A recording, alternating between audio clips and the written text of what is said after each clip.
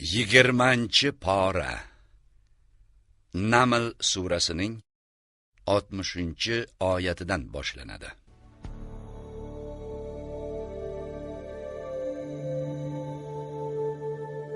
Yoki osmonlar va yerni yaratgan hamda sizlar uchun osmondan suv, yomg'ir yog'dirib, u bilan go'zal bog'larni o'stirgan zot yaxshimi?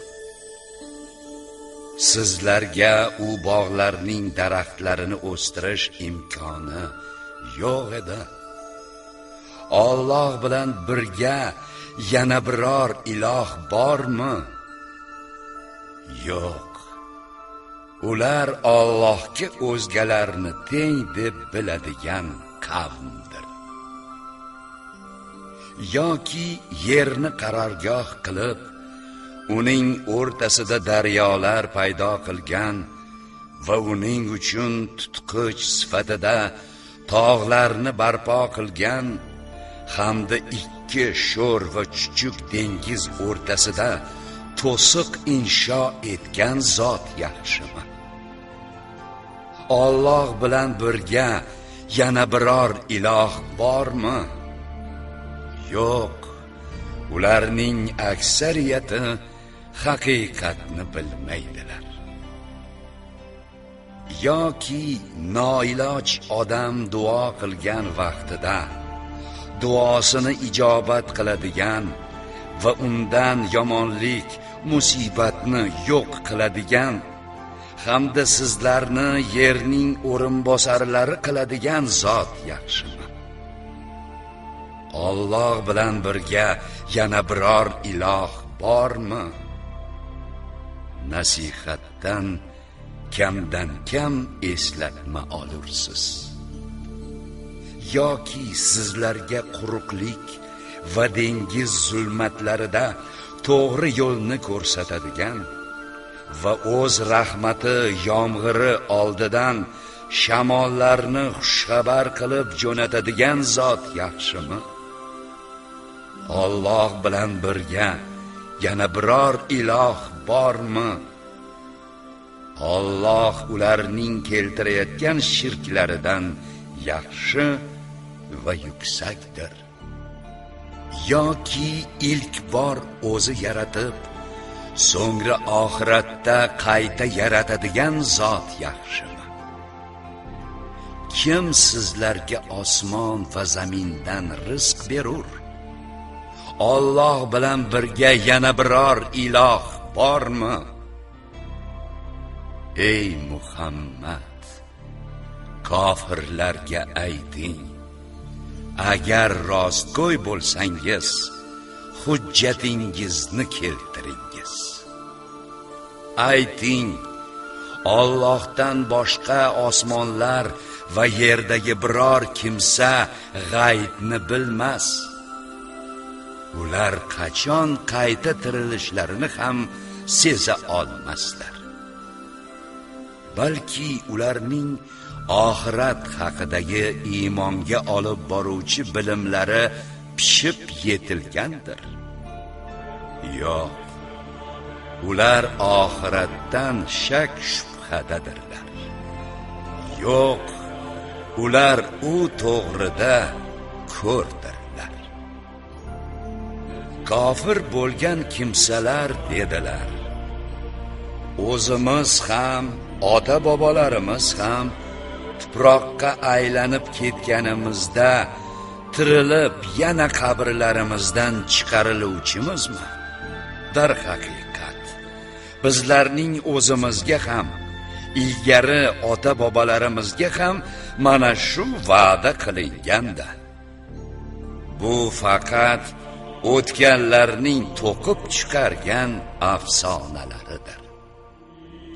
Ayting: yerni aylanib jinoyatchi kimsalarning oqibatlari qanday ayanchli va ibratli bo'lganini ko'ringiz. Ey Muhammad, siz ularning iymon keltirmaganlari ustida g'am chekmang va ular qilayotgan makrlardan siqilmang ham.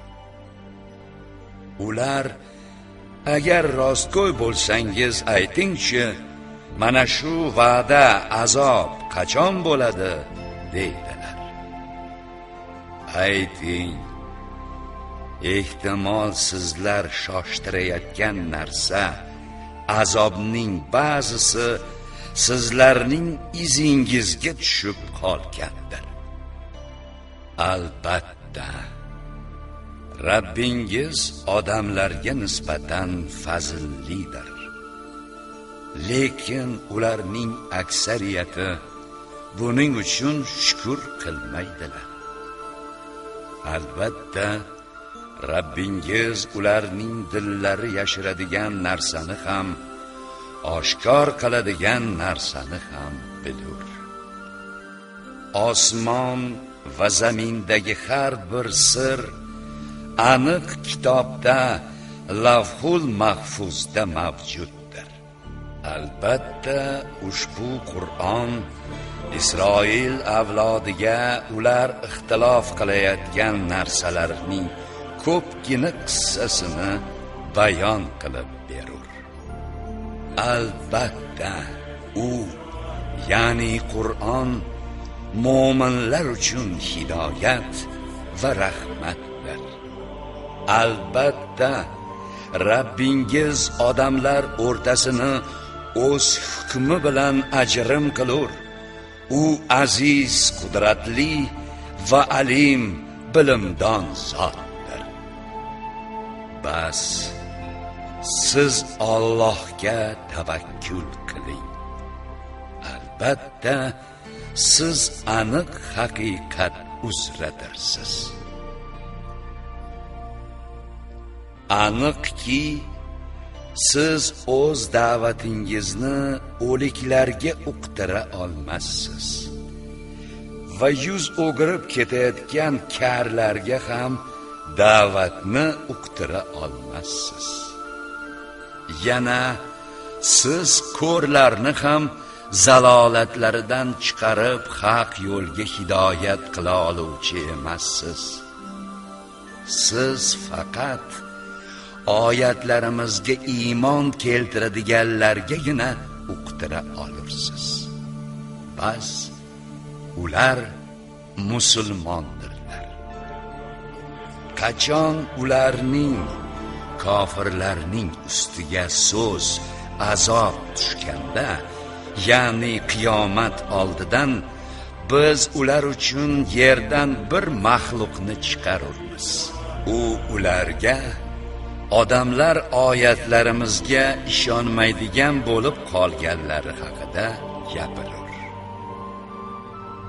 Biz har bir ummatdan oyatlarimizni inkor etadigan bir guruhni to'plaganimizda, ular tizilib turadigan kunni eslang.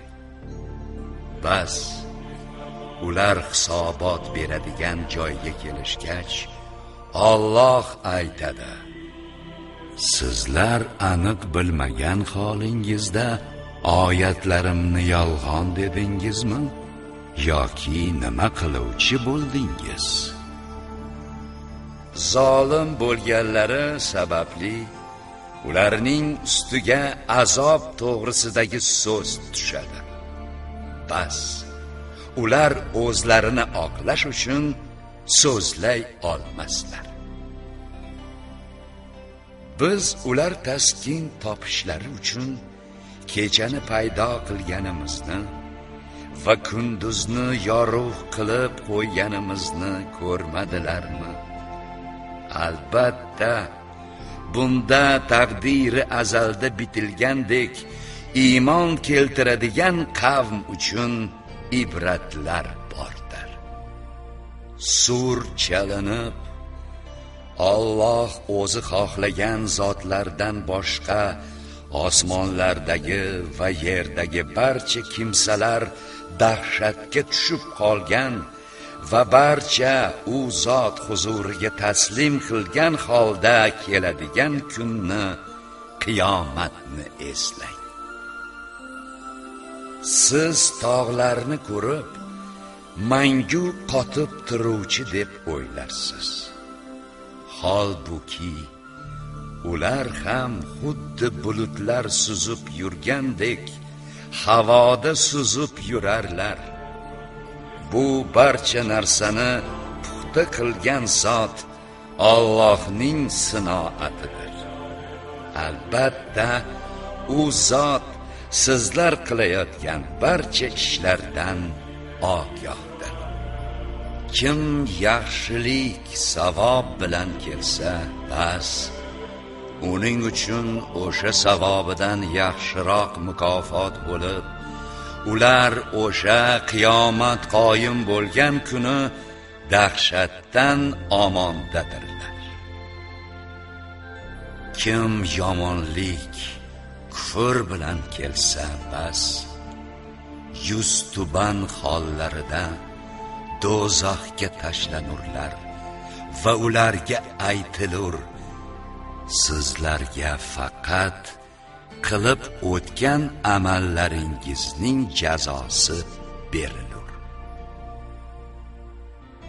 Ey Muhammad, ayting, men mana shu shaharning, Makkaning Parvardigorigagina ibodat qilishga buyurilgandirman.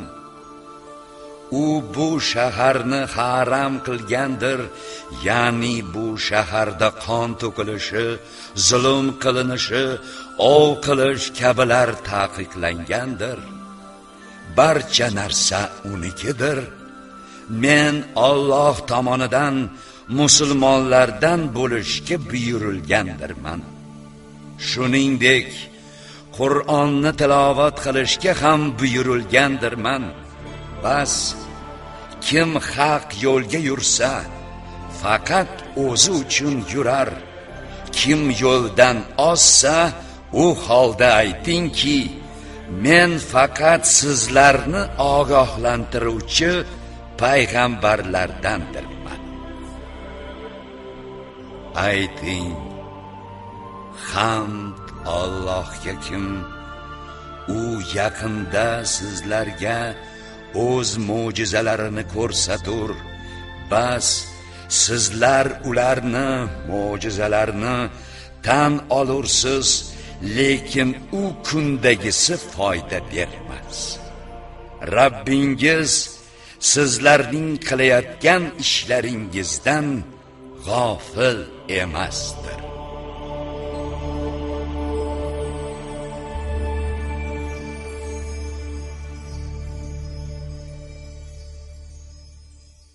Qasas surasi Makkada nozil qilingan 88 oyatdan iborat.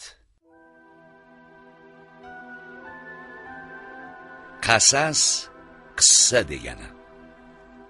Surada Musa alayhisalomning hayot va faoliyati to'g'risida kengroq ma'lumot beriladi. Yovuzlik timsoli sifatida Fir'avn va Qorun kabi boylik va johu saltanat tufayli quturgan shaxslar haqida ibratomuz oyatlar berilgan. Qolgan oyatlarda tavhid, iymon, e'tiqod, taqvo va solih amallarga targ'ibot, kufr, shirk, ma'siyat kabi razilliklardan poklanishga qaratilgan da'vatlar talqin etiladi. Mehribon va rahimli Alloh nomi bilan.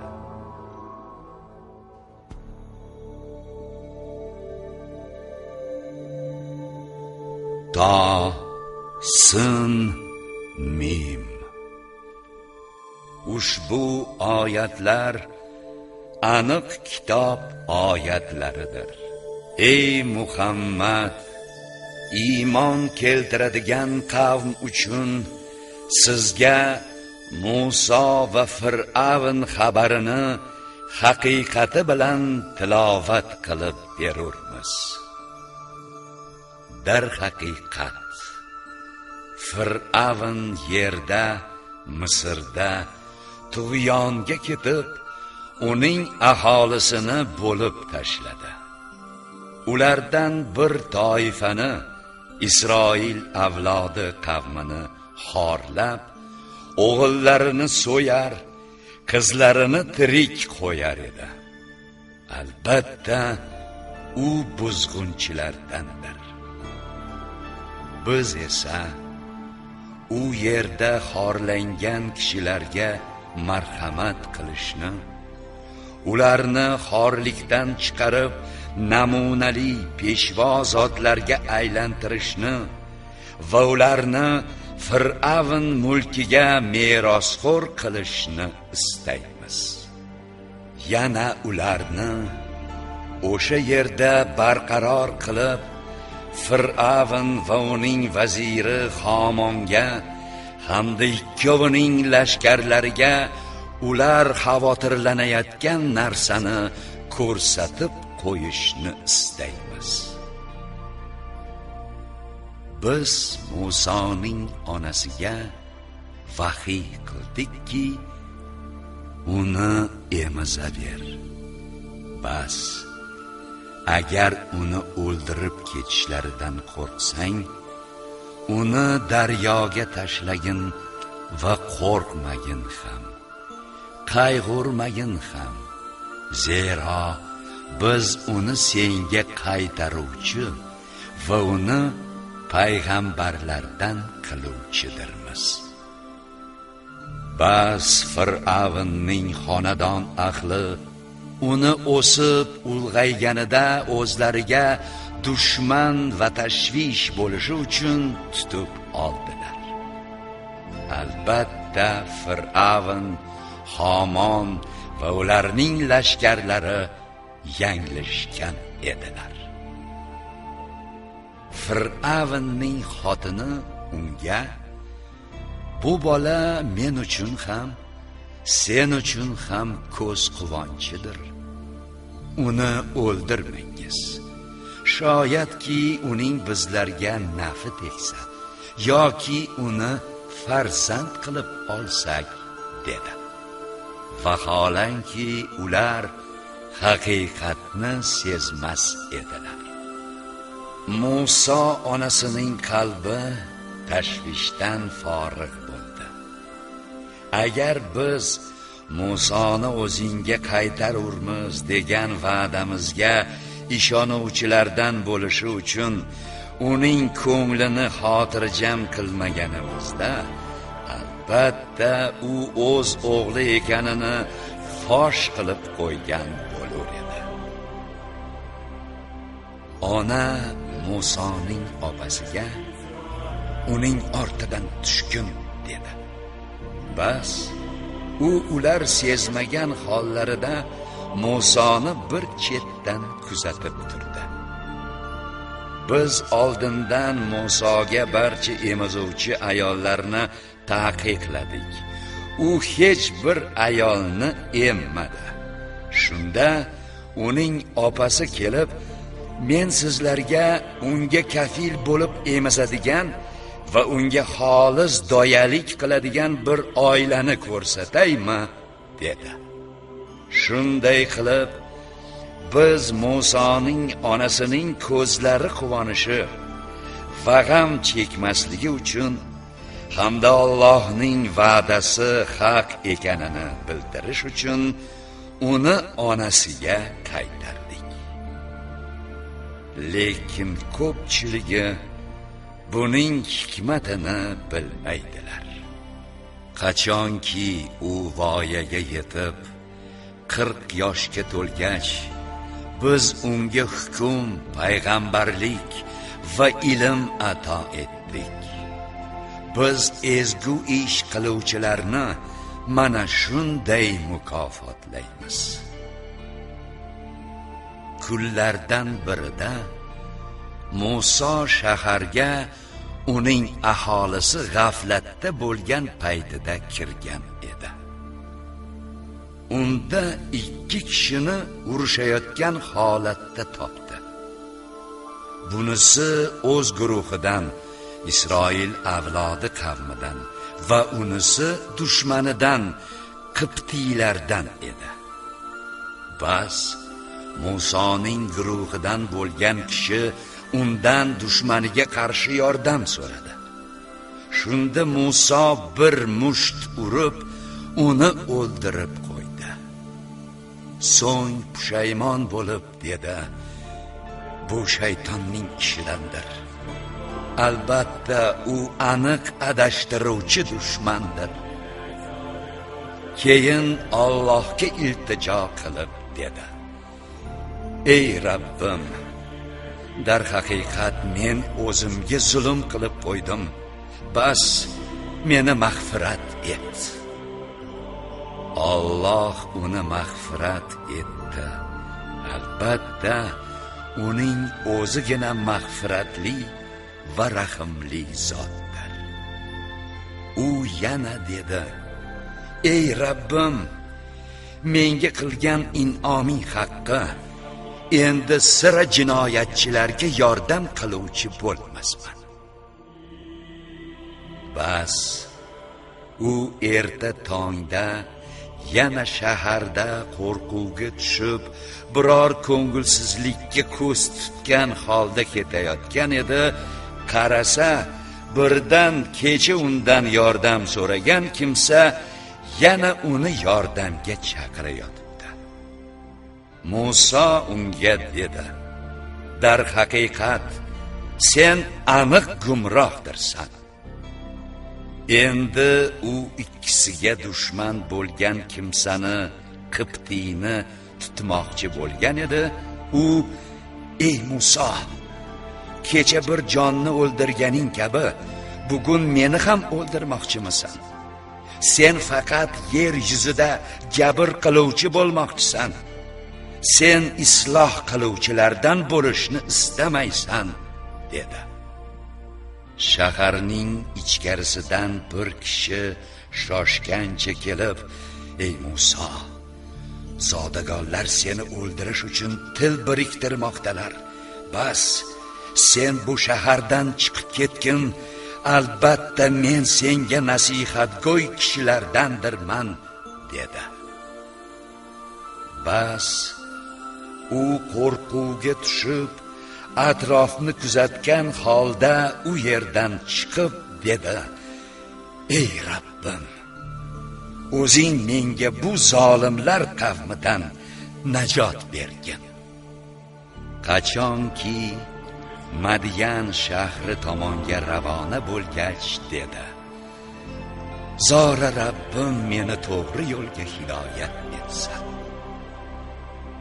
Qachonki Madyanning suvi qudug'iga yetib kelgach, u joyda bir to'p odamlar chorvalarini sug'orayotganlarini ko'rdi. Va ulardan beriroqda ikki ayol o'z qo'ylarini qo'liqlab turganlarini ko'rib: "Sizlarga ne bo'ldi?" dedi. Ular: "Biz to podachilar mollarini qaytarmaguncha sug'ora olmaymiz. Otamiz esa qari chol" dedilar. Shunda Muso ularga qo'ylarini sug'orib berdi. So'ngra bir chetdagi soyaga borib o'tirib dedi: "Ey Rabbim, men uchun nima yaxshilik rizq tushursang, o'shanga muhtojdirman." So'ngra ulardan ikki qizdan biri hayo bilan yurib kelib: "Otam seni bizlarga qo'ylarimizni sug'orib berganing haqini berish uchun chaqirmoqda" dedi. Bas, Muso Shuaybning huzuriga kelib, unga o'z qissasini so'ylab bergach, u: "Qo'rqmagin, sen zolimlar qavmidan najot topding" dedi. Qizlardan biri: "Ey ota, uni ishga yollagin. Zero sen yollaydigan bu yaxshi kishi kuchli va ishonchli kishidir" dedi. Shuayb aytdi: "Menga 8 yil ishlab berishing badaliga men senga mana shu ikki qizimdan birini nikohlab bermoqchiman. endi agar 10 yilni bitirsang, 10 yil ishlab bersang, o'zingdan marhamatdir. Men seni qiynashni istamayman. Inshaalloh mening solih kishilardan ekanimni bilursan. Musa dedi: Mana shu sen bilan mening o'rtamizdagi bitimdir. 2 muddatdan qay birini ado qilsam, bas menga adovat qilinmas.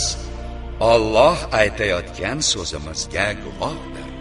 Bas qachonki Musa kelishilgan muddatni o'tab, oilasi bilan Misr tomon yo'lga tushgach, Tur tog'i tarafidan bir olovni ko'rib qoldi. U oilasiga: Sizlar shu yerda kutib turingiz. Men bir olovni ko'rib qoldim. Shoyat sizlarga biror xabar yoki sinib olishlaringiz uchun u olovdan cho'g' olib kelsam, dedi. Bas uning oldiga yetib kelgach, u muborak joydagi vodiyning o'ng tarafidan daraxtdan unga nido qilindi: Ey Musa, men barcha olamlarning parvardigori Allohdirman. Asoyingni yerga tashla. Bas qachonki Musa uni ilondek qimirlayotganini ko'rgach, ortiga qaramay qochdi. Unga deyildi: Ey Musa, qayt va qo'rqma. Zero sen xavf-u xatardan omonlikdagi kishilardandirsan. Qo'lingni qo'yningga tiqqin.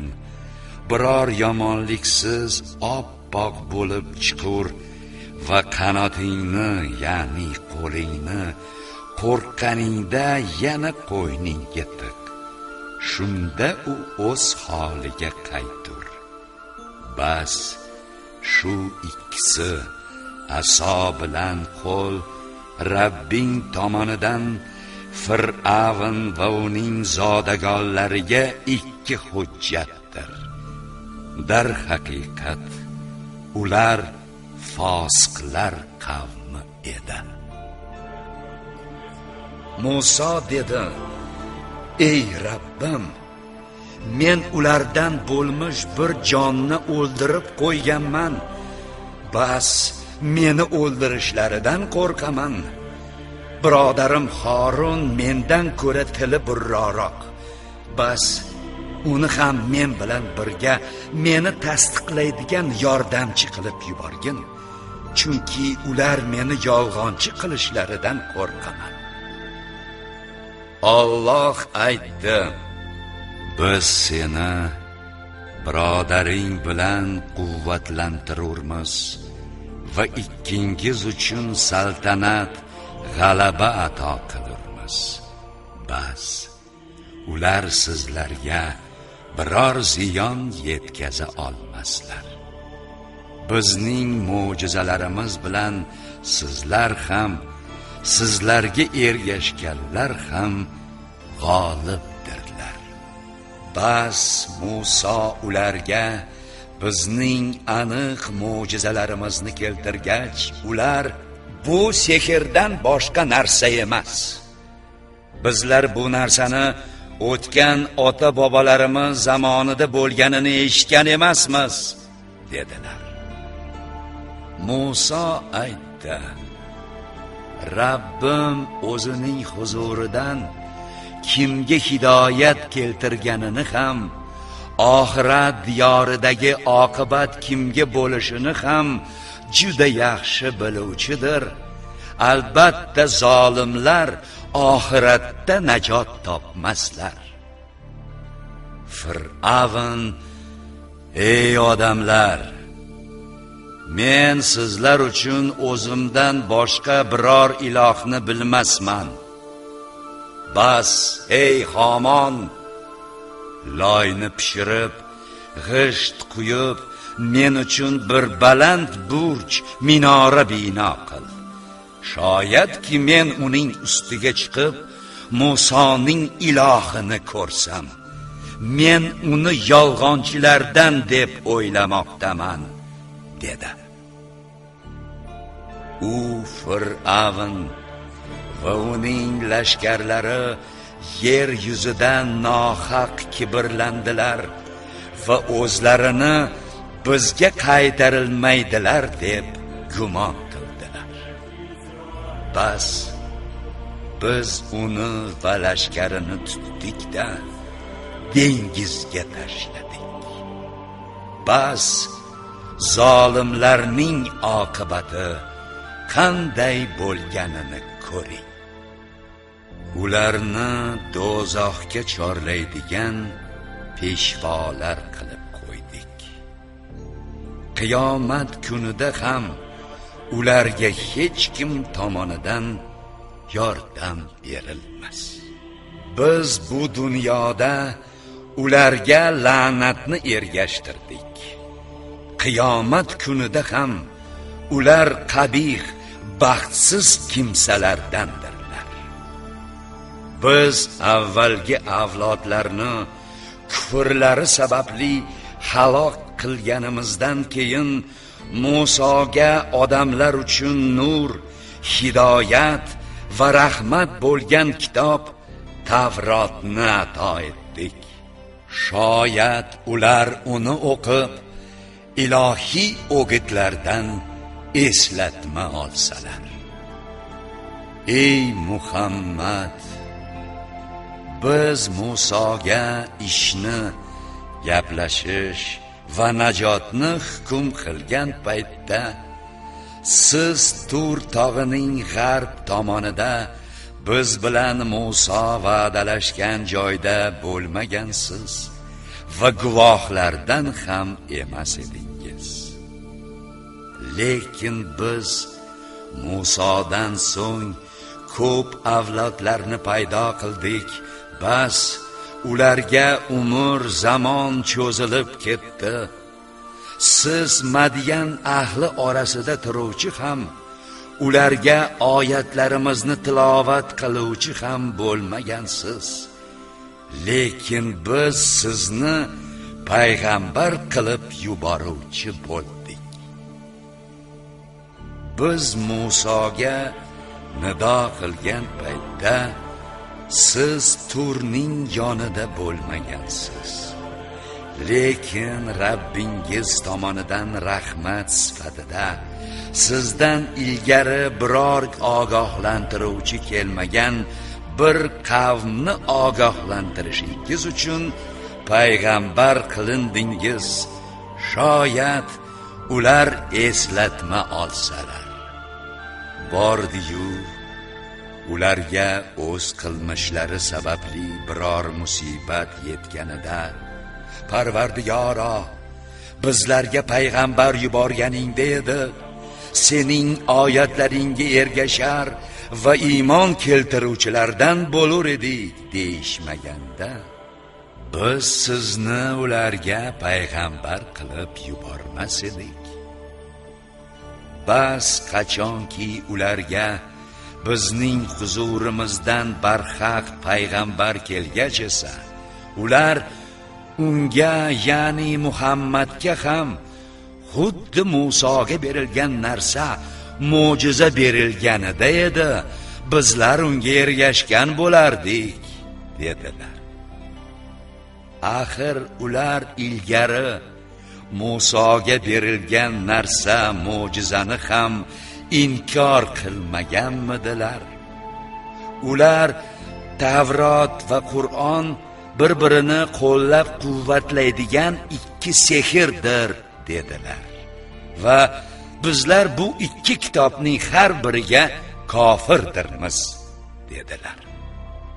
Ayting, agar rostgo'y bo'lsangiz, Alloh huzuridan u ikki kitobdan ko'ra to'g'riroq bo'lgan biror kitob keltiringiz, men unga ergashayin.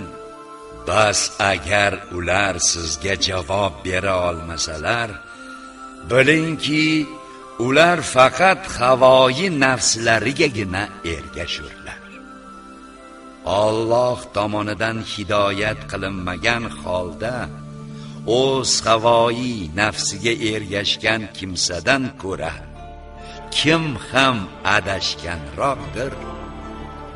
Albatta, Alloh shirk ahlidan iborat zolimlar qavmini hidoyat etmas. Eslatma olsinlar deb ularga so'zni, Qur'on oyatlarini yetkazib turdik.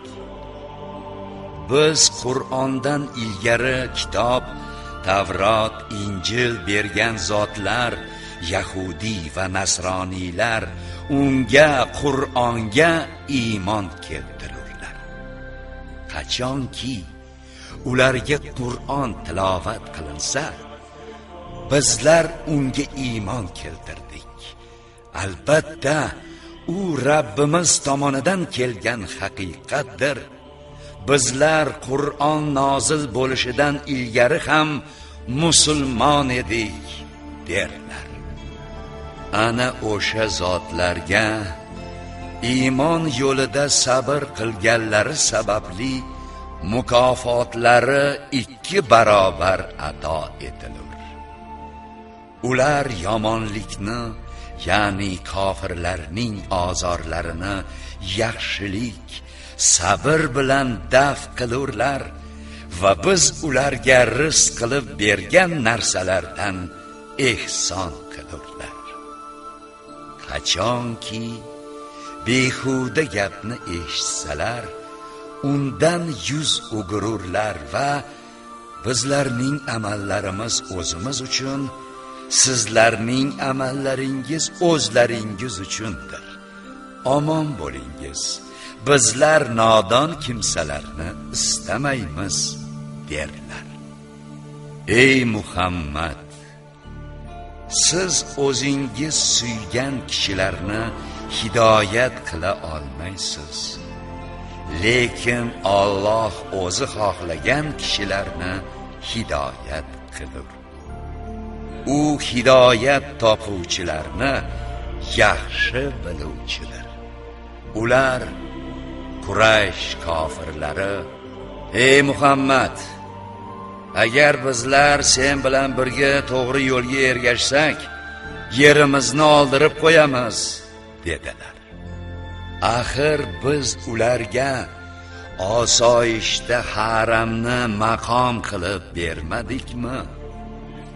Barcha narsaning hosillari bizning dargohimizdan rizq bo'lgan holda o'sha joyga yig'iladi-ku. Lekin ularning aksariyati buni bilmaslar.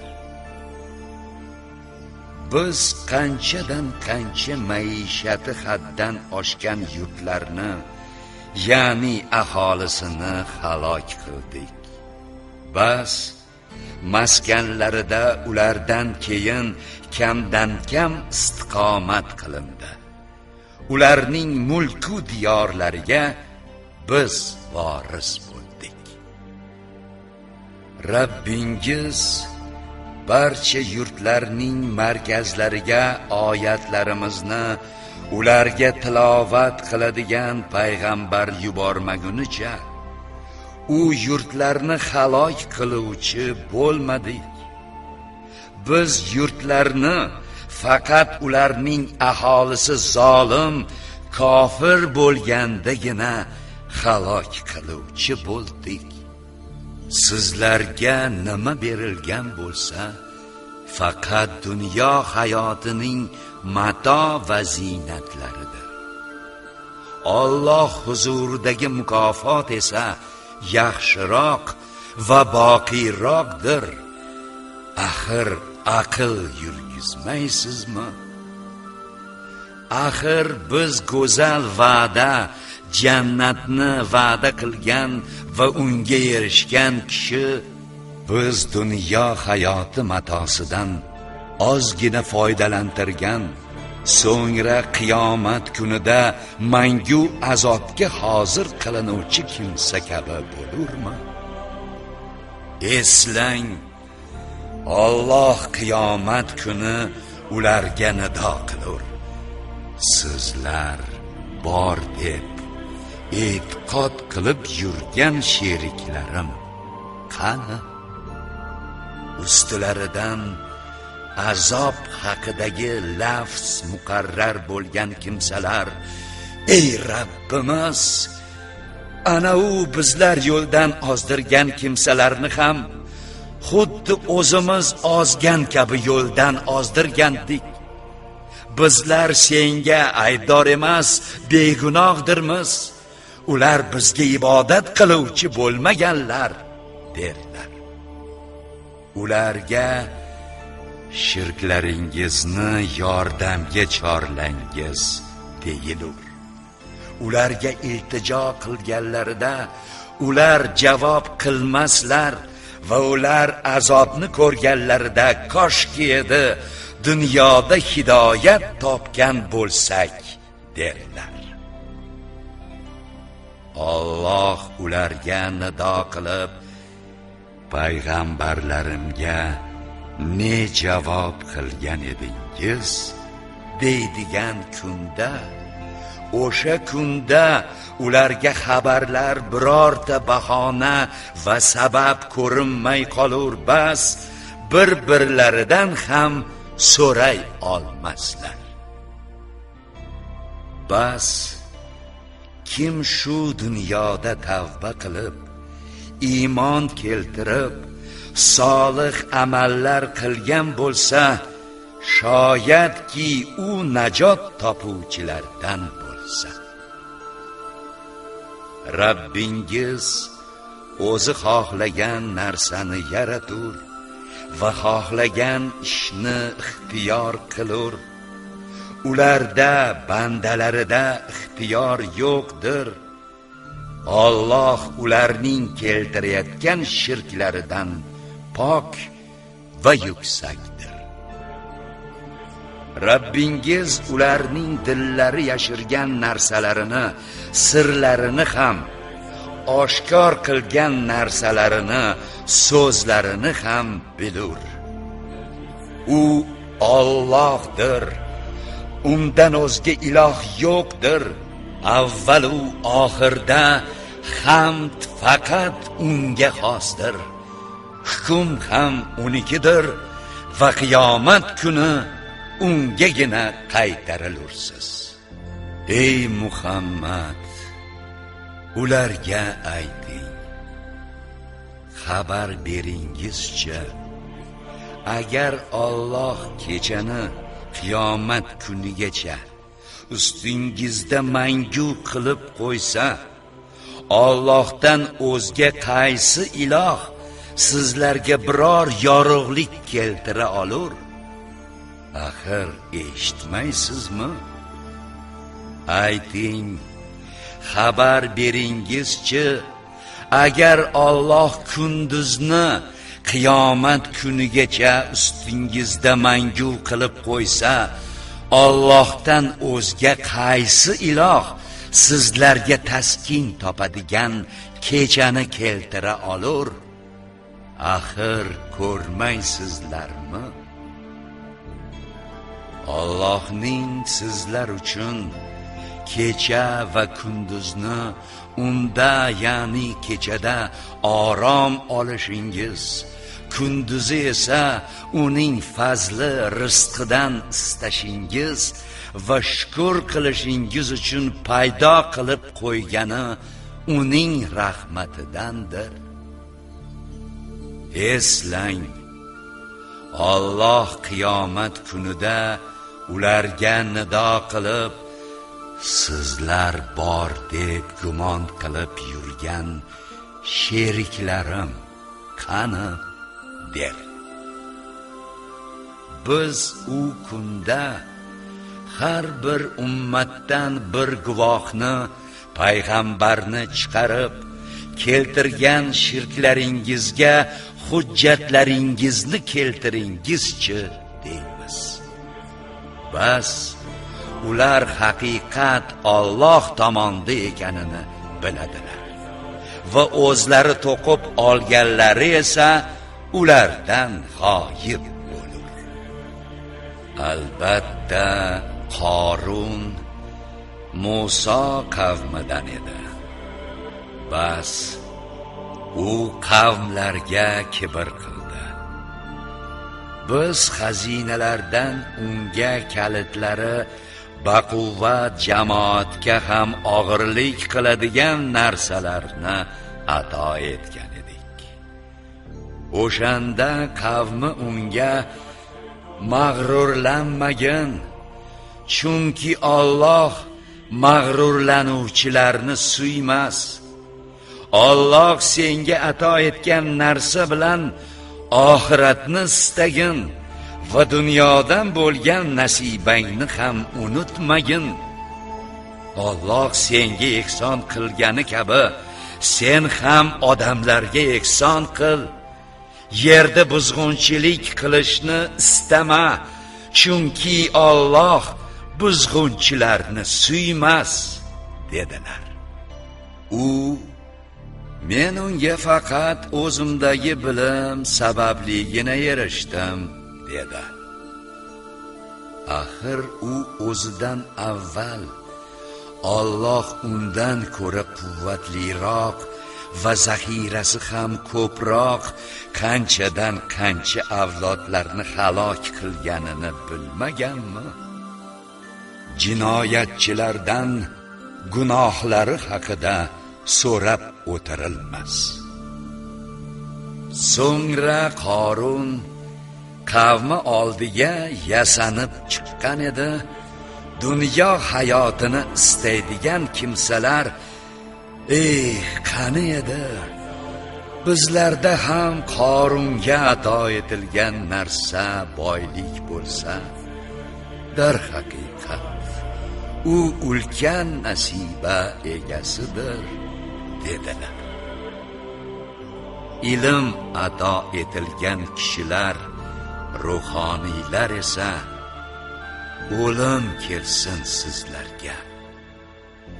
Iymon keltirgan va ezgu ish qilgan kishi uchun Allohning savobi yaxshiroq-ku.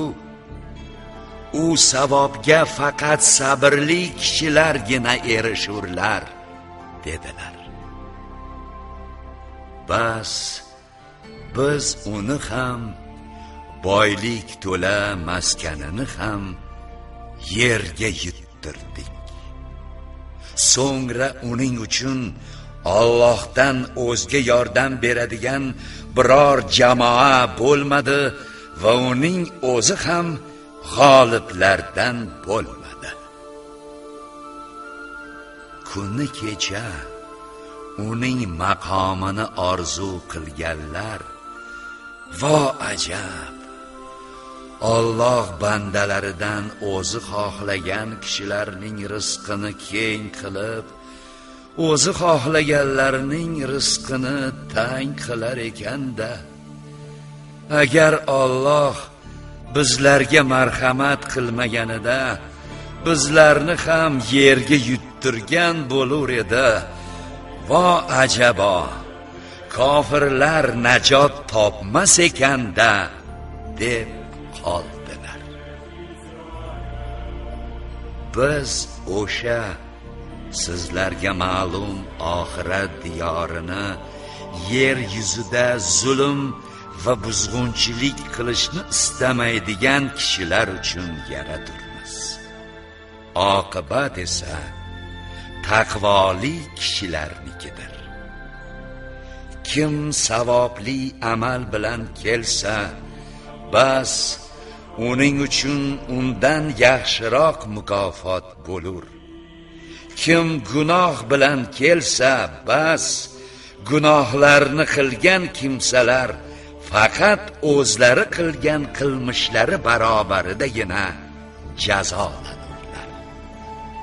Ey Muhammad, albatta sizga ushbu Qur'onni farz qilgan zot shak shubhasiz sizni qaytish joyiga Makkaga qaytaruvchidir. Mushriklarga ayting: Rabbim hidoyat bilan kelgan kishilarni ham, aniq zalolatdagi kimsalarni ham yaxshi biluvchidir. Siz o'zingizga kitob, Qur'on tushirilishidan umidvor ham emasdingiz. Faqat Rabbingiz tomonidan rahmat sifatida u nozil qilindi. Bas kofirlarga sira dinlarini yoqlab himoyachi bo'lmang.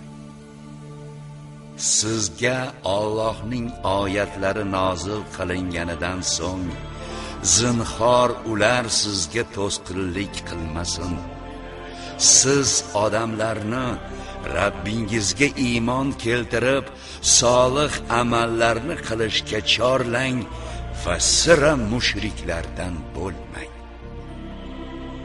Allohga qo'shib boshqa ilohga iltijo qilmang. Undan o'zga iloh yo'qdir. Uning yuzidan boshqa barcha narsa halok bo'luvchidir. Hukm unikidir va barchangiz uning huzurigagina qaytarilursiz.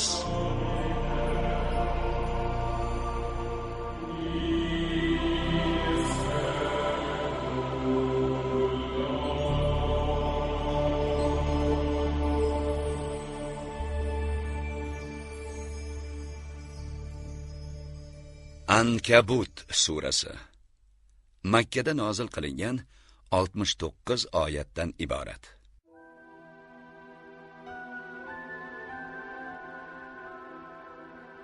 Ankabut o'rgimchak demak. Surada o'zlari yasagan but va sanamlarga o'zlari sig'inuvchi mushriklar o'zi to'qigan to'riga ishonib yashovchi o'rgimchakka o'xshatiladi. Shuningdek, unda iymon e'tiqodli va yaxshi odamlar boshiga sinov uchun ko'proq musibatlar tushishi, payg'ambarlarga yetgan aziyatlar va boshqa ma'lumotlar mavjud.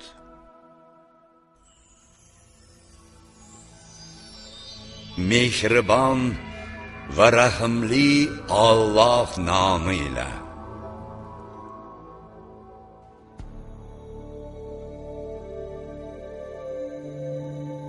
Alif, Lam, Mim. Odamlar iymon keltirdik deyishlari bilangina sinalmagan hollarida qoldiriladilar deb o'yladilarmi? Biz ulardan oldingi iymonli kishilarni sinagan edik-ku. Bas shu sinov bilan va u siz ham albatta Alloh iymonda sodiq kishilarni bilur va shuningdek yolg'onchilarni ham aniq bilur. Yoki yovuz ishlarni qiladigan kimsalar bizdan o'zib ketishni, qutulishni o'ylaydilarmi? Naqadar yomon hukm chiqaradilar. Kimki Allohga yuzma-yuz bo'lishdan umidvor bo'lsa, bas Allohning belgilagan fursati albatta keluvchidir. U eshituvchi va biluvchi zotdir. Kim jihad qilsa, faqat o'zi uchun jihad qilur. Zero Alloh barcha olamlardan behojatdir. Iymon keltirgan va solih amallarni qilgan zotlarning gunohlarini albatta o'chirurmiz va ularni qilib o'tgan chiroyli amallari bilan mukofotlagaymiz. Biz insonni ota-onasiga yaxshilik qilishga buyurdik. Ammo agar ular sen bilmagan narsalarni, soxta ma'budalarni menga sherik qilishingga zo'rlasalar, u holda ularga itoat etmagin. Barchangiz menga qaytursiz, bas men o'shanda sizlarga qilib o'tgan amallaringiz xabarini berurman.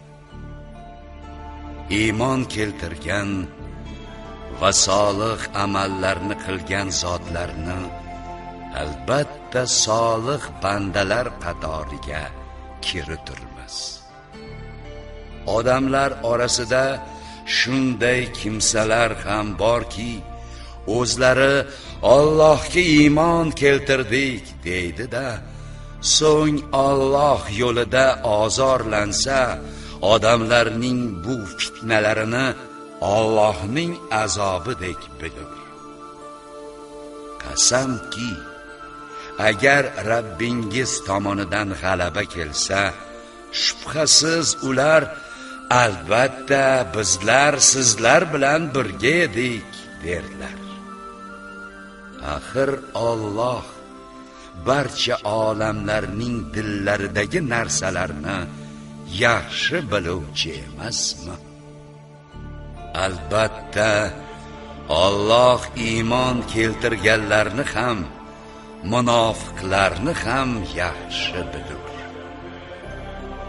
Kofir bo'lganlar iymon keltirganlarga sizlar bizlarning yo'limizga ergashingiz, gunohlaringizni biz ko'tarurmiz deydilar.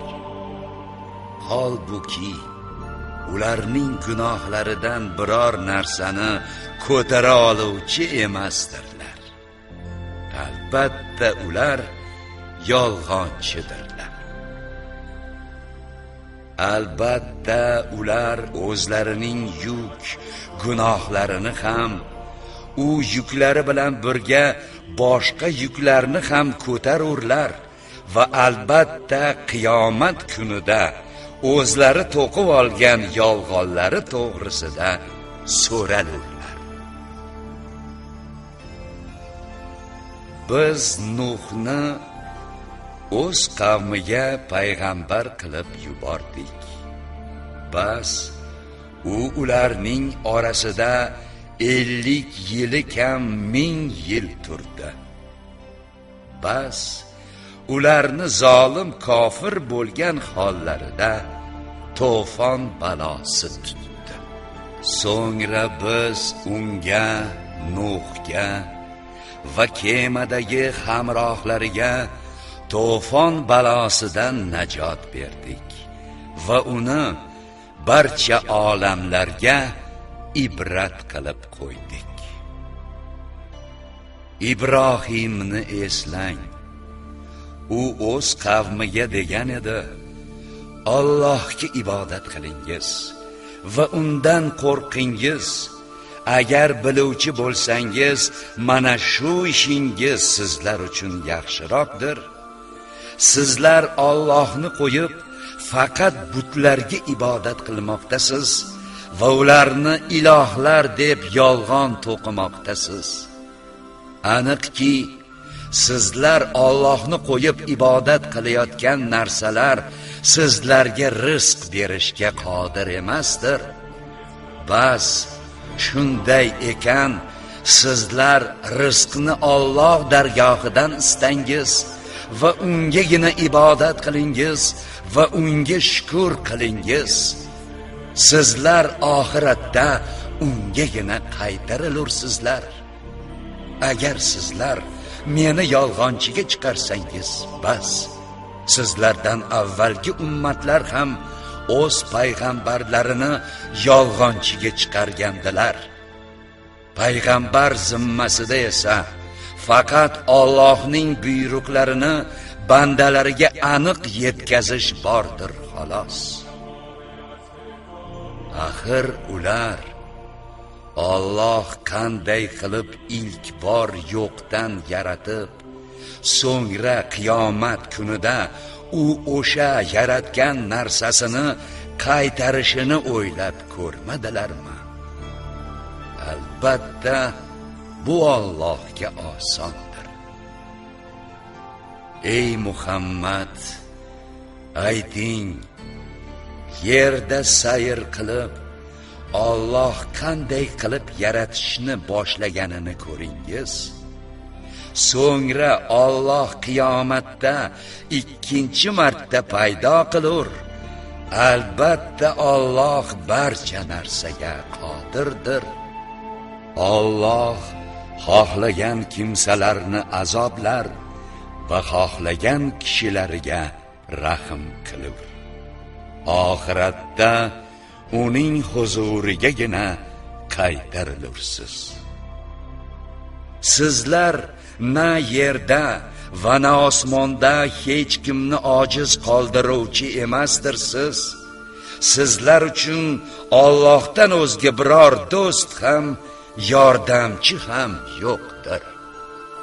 Allohning oyatlarini va u bilan muloqotda bo'lishni inkor qilgan kimsalar aynan o'shalar mening rahmatimdan noumid, mahrum kimsalardir va ular uchun qilmishlari tufayli qiyomatda alamli azob bordir. Bas Ibrohimga qavmining javobi faqat uni o'ldiringiz yoki yoqib yuboringiz deyishlari bo'ldi. So'ngra Alloh unga olovdan najot berdi. Albatta bunda iymon keltiradigan qavm uchun ibratlar bordir. Ibrohim aytdi: Sizlar faqat dunyo hayotidagi o'zaro do'stlashishingizni ko'zlab Allohni qo'yib butlarni tutdingiz. So'ngra qiyomat kunida ba'zilaringiz peshvolaringiz, ba'zilaringizdan ergashuvchilardan tonur, ba'zilaringizni la'natlar. Borar joyingiz do'zaxdir. U joyda sizlar uchun yordam beruvchilar yo'qdir. Bas Lut unga iymon keltirdi. Ibrohim aytdi: Albatta men Rabbim buyurgan tomonga hijrat qiluvchidirman. Albatta uning o'zigina qudratli va hikmatlidir. Biz unga Ishoq va nabirasi Yaqubni ato etdik, hamda payg'ambarlikni va samoviy kitoblarni uning zurriyotiga xos qildik va unga shu dunyoda ham mukofotini berdik. Albatta u oxiratda ham solih zotlardandir. Lut o'z qavmiga: Albatta sizlar shunday fahsh ishni qilmoqdasizki, sizlardan oldin olamlardan hech kim uni qilmagan edi. Haqiqatan ham sizlar xotinlaringizni qo'yib erkaklarga borishingiz, qaroqchilik qilishingiz, majlisgohlaringizda yomon ishlar qilishingiz rostmi degan edi. Bas Lut qavmining javobi: Agar sen rostgo'y kishilardan bo'lsang, bizlarga Allohning azobini keltir deyishlari bo'ldi xolos. Shunda u aytdi: Ey Rabbim, bu buzg'unchilar qavmi ustidan o'zing meni g'olib qil. Elchilarimiz, farishtalar Ibrohimga farzand ko'rishi haqidagi xushxabarni keltirishgach aytdilar: Albatta bizlar mana shu Sadum nomli qishloq ahlini halok qiluvchidirmiz. Chunki uning aholisi zolimdirlar. Ibrohim: Axir u yerda Lut bor-ku dedi. Ular aytdilar: Biz u joyda kim borligini biluvchiroqdirmiz. albatta bizlar uni, Lutni va ahlini qutqarurmiz. Illo uning xotini kofir bo'lgani sababli qoluvchi halok bo'luvchilardandir. Elchilarimiz Lutning oldiga kelganlarida u bundan yomon holatga tushdi va ular tufayli yuragi siqildi. Ular dedilar: qo'rqma va g'am chekma. Albatta bizlar senga va ahlingga najot beruvchilardirmiz. Magar xotining qoluvchi halok bo'luvchilardandir. Biz fosiq, fahsh ishlarni qiluvchi bo'lganlari uchun bu qishloq ahli ustiga osmondan azob tosh yog'diruvchidirmiz. Biz aql yurgizadigan qavmga ibrat uchun u qishloqdan aniq asorat qoldirganmiz. Madyan qavmiga o'z birodarlari Shuaybni payg'ambar qildik. Bas u aytdi: ey qavmim, Allohga ibodat qilingiz va oxirat kunidan umidvor bo'lingiz, hamda yer yuzida buzg'unchilik qilib yurmangiz. Ular Shuaybni yolg'onchiga chiqarishgach, ularni dahshatli zilzila tutib, turgan joylarida murdaga aylandilar. Od va Samud qabilalarini ham halok qildik. Bu sizlarga ularning xarobaga aylangan maskanlaridan ko'rinib turibdi.